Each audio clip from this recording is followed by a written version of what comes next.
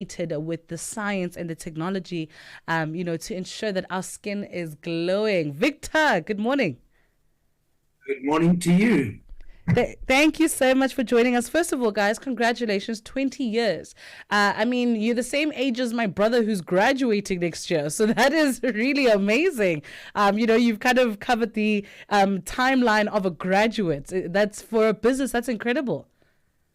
Thank you very much. Yes, it's been a very interesting journey across 20 years, especially considering that the business started from a spare bedroom at home. Wow.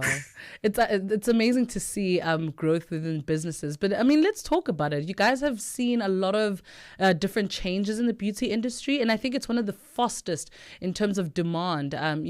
Skin, beauty, because women, we demand a lot. One minute we love contouring, and then the next we want natural faces, and then the next we want full on makeup, and then the next so we constantly want more out of life. And I think having to reach that demand has been interesting. Talk to me about that progression and where we are currently in how we view the beauty industry. Yeah, you're absolutely right in that it is a very, very fast evolving space. I always equate it to cell phone technology, and the technology that is available to us in this industry moves literally as rapidly as that of cell phones. If there's no one using a Nokia or an Ericsson phone anymore, and if you've got an iPhone 6, you're considered very, very old-fashioned. And our technology moves as fast, except the costs are substantially different. At the moment, a new top-class medical laser will cost in the region of 1.5 to 1.8 million rand. And if a piece of technology like that becomes obsolete within a year or 18 months, then you have a problem on your hands. And it moves so incredibly fast. I was listening to your lead-in, and just in your lead-in, there were probably 20 talking points that we end on. So just by way of introduction, I am the CEO of Skin Renewal, but I'm not a doctor. My Dr. Maureen Allen, who actually founded the company 20 years ago, she's also my life partner, but she's the doctor and she will give the medical advice. So I give the caveat up front that anything I say is not medical advice and should be checked with our doctors before it's implemented. Hey, the value of partnerships, guys. You have to be very mindful of who you spend the rest of your life with, hey? Because look at you guys now, not only celebrating 20 years of business, but probably 20 or 30 odd some years in your life partnership. So it's beautiful to see this life built together. But even in that partnership, you've changed so many lives. The progression of how, people and your customers view themselves, and also men kind of coming to the table as well, being more open about taking care of their skin. Talk to us about that progression, because I feel it's too notable for us to ignore. Well, once again, you've given about 4 talking points just in one question. So, firstly, the progression of the business. Absolutely, there's been a tremendous evolution because, number one, we sit in one of the most diverse societies in the world, and we have very unique environmental factors that we live with, and this very wide range of skins. So in the skin business, we use a scale to talk about skin. We're a Fitzpatrick skin type 1, which it's called the Fitzpatrick scale, is typically a Scottish skin. That's somebody who's very white, they've got freckles, they've got red hair, all the way to a Fitzpatrick skin type 6, which is your Congolese, very, very dark skin. And the reason there's a Fitzpatrick scale in our industry is that the skins are different. We are the one industry that is absolutely allowed to talk about skin color because it affects what we do with that skin. So the treatment you do on light skin, very often you cannot do on dark skin. And the other, because the skins are constructed differently. They have a different amount of pigments, they have different layers, and learning to work with dark skin is an absolutely critical part if you're going to stay at the cutting edge in South Africa. Now, that presents us with a lot of challenges because whilst we travel the world extensively looking at new technologies that come out, very often those technologies have been tested on, yes, dark skin, but not African dark skin. And it's something we see very often where somebody who's black, very dark brown skin in the US, and the products do not react the same way, or the technology does not react exactly the same way in Southern Africa because of the differences we have in our environmental situation. So one has to do an enormous amount of research. Now, for us, staying at the cutting edge, as you phrase it, of this industry, that alone is a full-time job. In the last, we've attended meetings and conferences and exhibitions in the US, in Canada, in France, in the UK, in Bangkok, in Dubai, constantly looking at the technology and the products that are available. Now, as you well know, any product when it is launched with a marketing brochure, and the marketing brochure says this is a miracle product. It will do wonders. It is the most product. Every product is challenging the boundaries. But what it says in the marketing brochure and what it actually does are very often different things. And all the consumer has to make a choice is what is put out there. And there's not a single skincare product that's ever come out and said, well, our skin product is average. It might give you a result. It might not. You might get value for money and you might be wasting your money. But try it and decide for yourself. Nobody says that. So somebody has to do that before the consumer gets involved. And that's where we come in, because we do an enormous amount of research before any technology or product is in our clinics. We go through 3 to 6 months of clinical trials of our own, because we are responsible for the results that patients get, not the skincare product, because we're the ones giving that advice. So our biggest challenge across 20 years has been consumer education, because for us to stay abreast of it is a full-time job. The consumer doesn't stand a chance.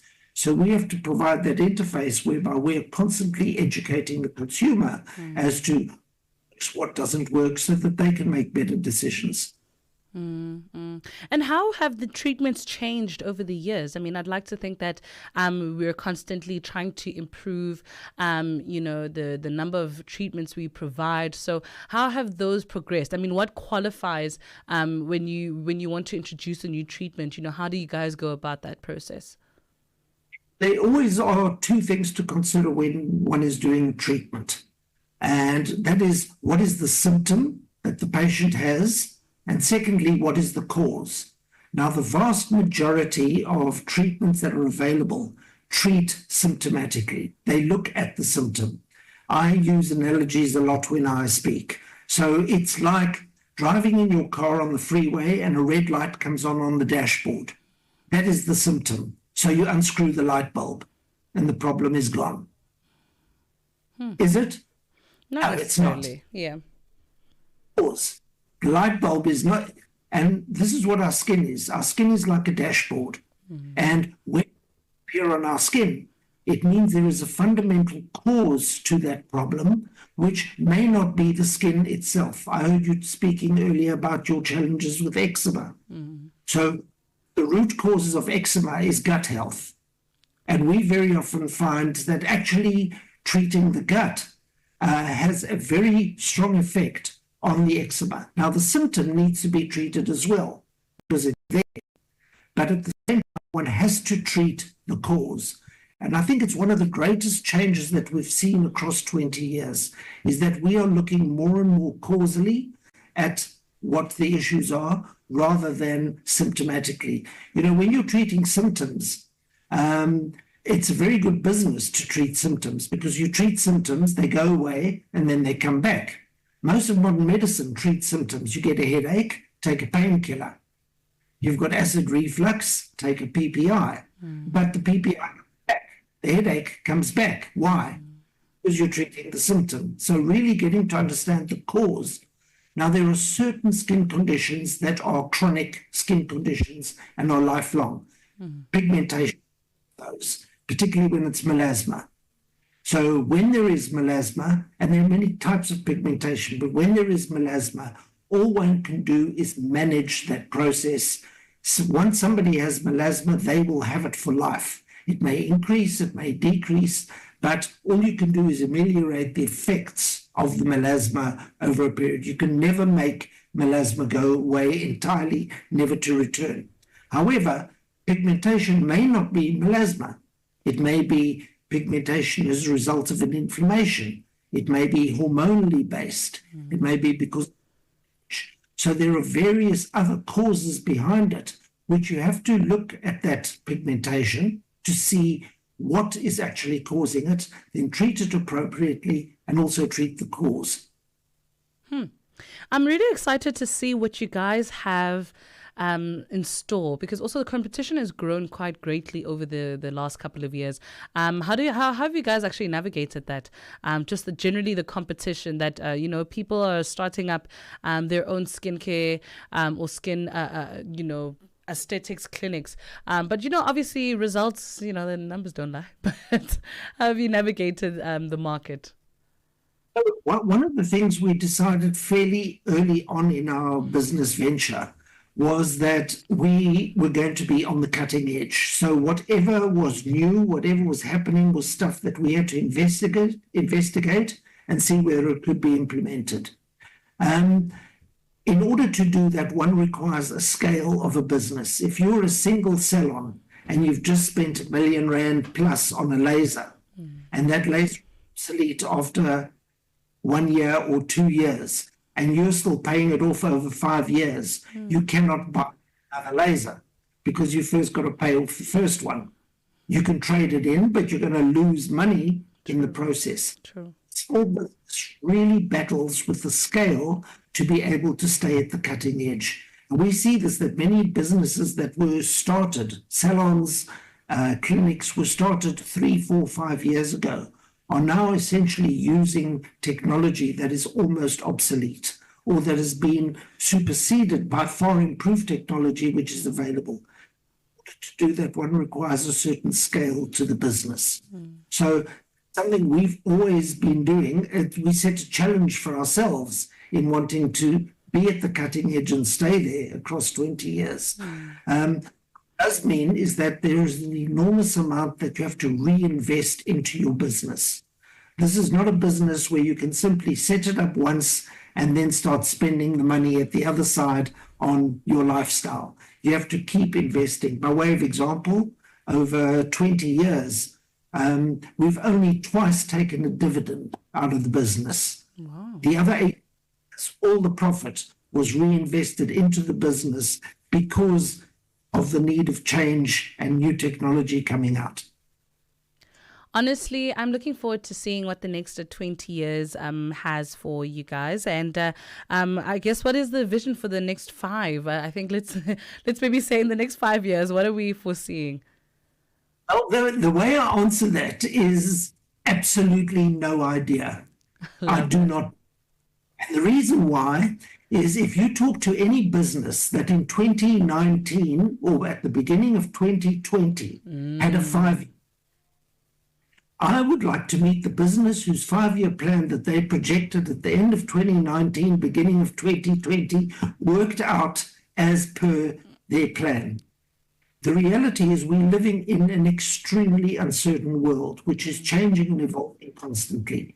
We have political situations, we have science, we have climate change, we have all these things taking place, not to mention wars in the Middle East, wars in Europe, elections, changing political landscapes. Are there tariffs? Are there not tariffs? All these things have an enormous effect. Interest rates, corruption, governance, all of these things change the landscape within which anyone has to run a business. So have about 10 5-year plans.